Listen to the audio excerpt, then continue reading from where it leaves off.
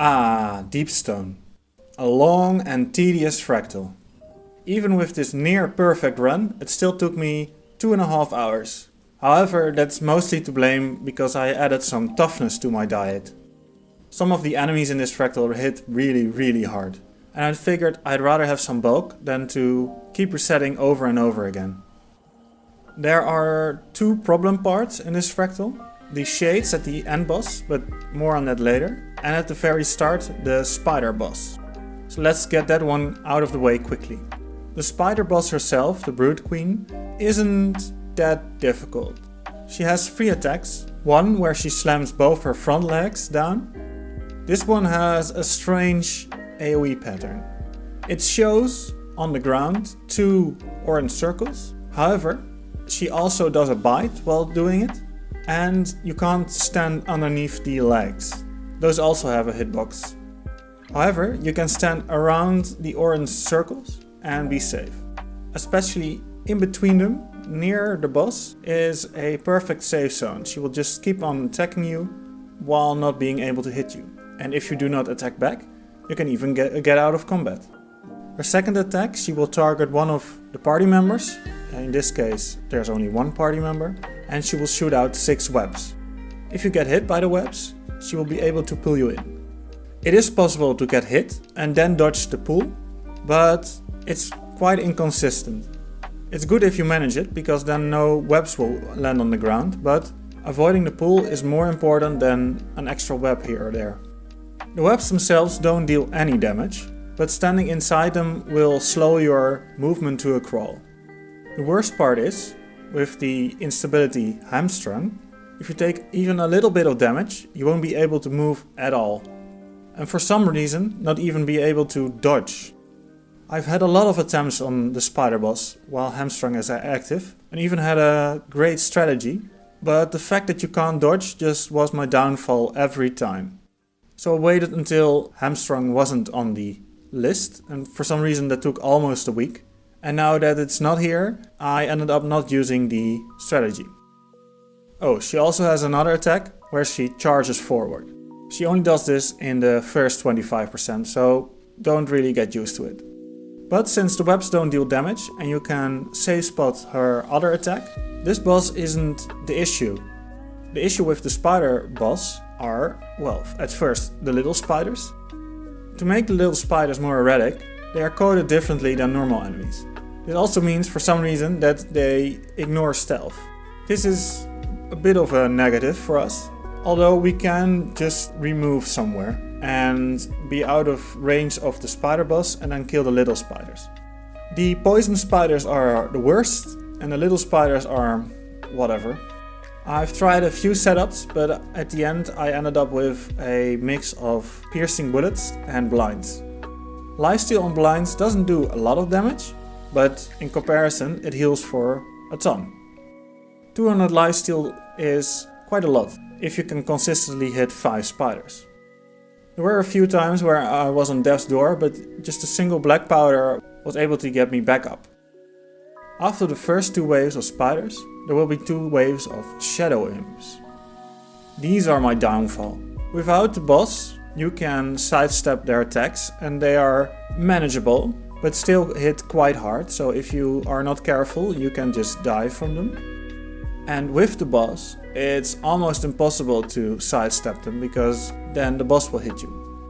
I've had several ideas to guide the boss towards a corner, so the shadow imps are only focused on K, but for some reason some of them just sense you nearby, and then they disengage from K and move towards you.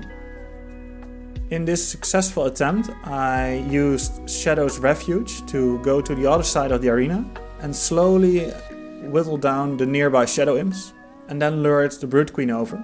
And then for the second wave I did it again, only this time on the other end of the arena. Although this was a first try victory, what you don't see is all the attempts I did with hamstrung, which is enough to fill another video. Speaking of the instabilities, for some reason Vengeance and hamstrung were the instabilities for almost 6 days in a row. And currently they are the Vindicator, which is a non-issue, Vengeance, which might be an issue with all the enemies you see on the screen, with all the spiders and the shadow imps, but no, it's not. Vengeance is just not an instability. No Pain No Gain, however, is very impactful. It drags out fractals, but this time I made it my own. Since I was already using shadow arts to survive, I molded my build to use Rending Shade around every 20 seconds, which meant I had permanent protection on top of the already high toughness I had. And even then I cut it close a few times.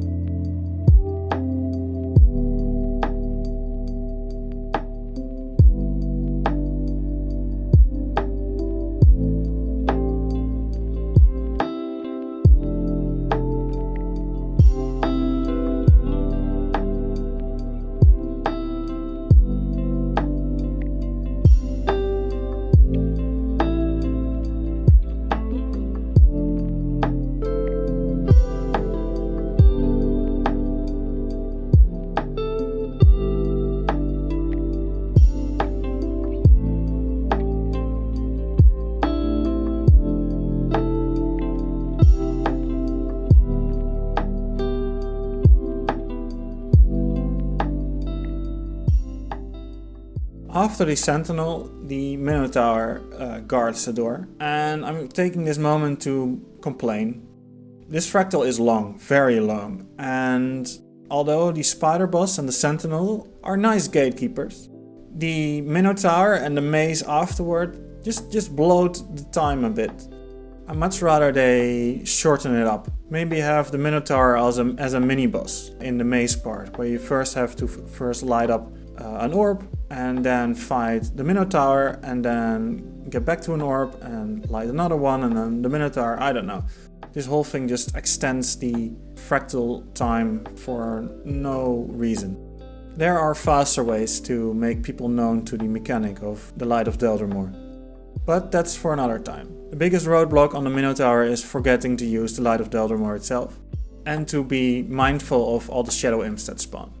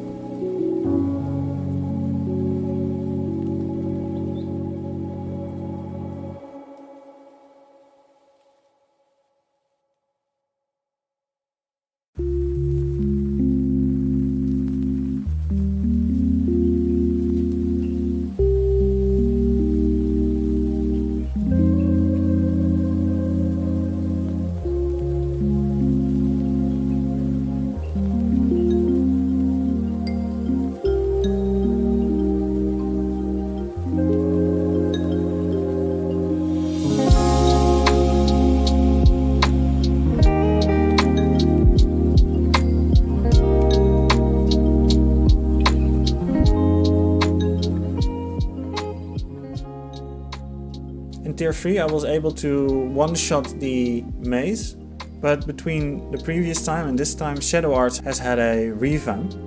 It used to be that every stealth got an extra second and Deceptions had a cooldown trait, and they're both gone.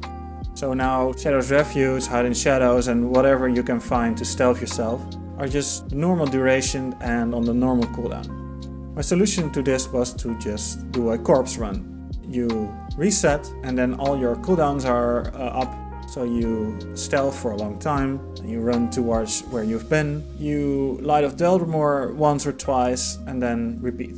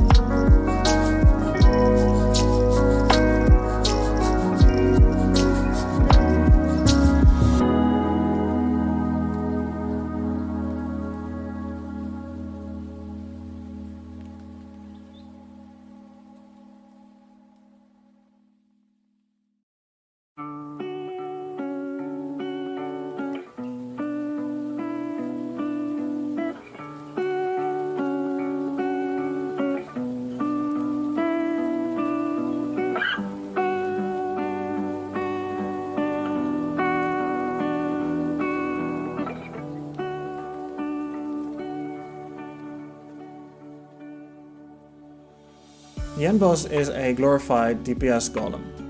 It has a few attacks to be wary of. If you get close and you see the orange slice, that means agony. That's why we stay ranged, because otherwise we can get one shot and that's no fun. It has the bouncing ball. It will target a random person of your party. We're solo, so it's always you. And then bounce towards the next one, which is also you. If it lands, then the tiles are in danger of collapsing, and you can make it better with your Light of Deldrimor to reinforce them. And since they bounce towards you, you can lure them over the edge. And if the ball bounces into the abyss, it's gone. You have a few seconds of breathing room. The ball itself doesn't do too much damage, but it can get pretty hectic later on, so don't discount it. At 75% and lower, one of you will get a bomb on you. Just like the spider's web at the start, it will have two circles. One circle until it drops, and another circle until it detonates. Important to note that it detonates a bit later than the AoE suggests, which is nice for running out of it, but can be tricky when running back to it. The bomb is lethal. It knocks down and provides agony. And agony is game over. With all the AoEs going around, it may be disorienting where standing is safe, but the little circle is never safe. So avoid it at all costs, even if you have to stand in others. That's what the boss does. Mitigate those two circles and you should be fine. However, there are two phasing mechanics that make this boss incredibly difficult. The first is the Spectral Explosion. He will teleport towards the center and spectral flames will spawn, 5 in each wave, and they will travel from the outer edge towards the voice. When 10 spectral flames have reached the voice, it will do an explosion. An agonizing wave that will instant down you. The wave, however, is slow, so you can teleport through it with a portal or a shadow step. You can also get rid of the spectral flames, but that's a bit too difficult on my own. It's probably possible, but it's much easier to just time your shadow step. Be sure to have a place to shadow step from and shadow step to though, because the spectral flames will destroy the platforms underneath you. Each spectral flame also heals the voice for 1%, so in the end I had to deal 120% of damage to the voice. The other big problems are the shades. First 2 shades spawn, and then later on there will be 2 waves of 3 shades. The shades hit hard, just like the shadow imps. On a build without toughness or protection, it can be very tricky to survive. And even with toughness and protection, I got close a few times. So a few things to note. They sometimes spawn a beam attack. You'll see the giant orange lines. If you stand in those, then you will be hit for massive damage. So avoid these at all times. Unless, of course, you have to step inside the bomb. And besides their throwing attack, they also have a teleport attack. There will be a red AoE circle that quickly ticks for damage. Afterwards, the shades will spawn into it. You can use this to your advantage to clump up the shades somewhere far away from them and then blind them, because they can be blinded. And that was my strategy. Run away, stealth a bit, and wait until they are ready for teleport. Have them teleport to you and then blind them. When only 2 are left, it's possible to out damage them. So try to be safe when there's 3 around and then go all out on the last 2. Once you got the shade phase and the spectral flame phase on lock, the boss itself, not an issue. Not a fan of long fractals, I'm glad it's over. Thanks for watching.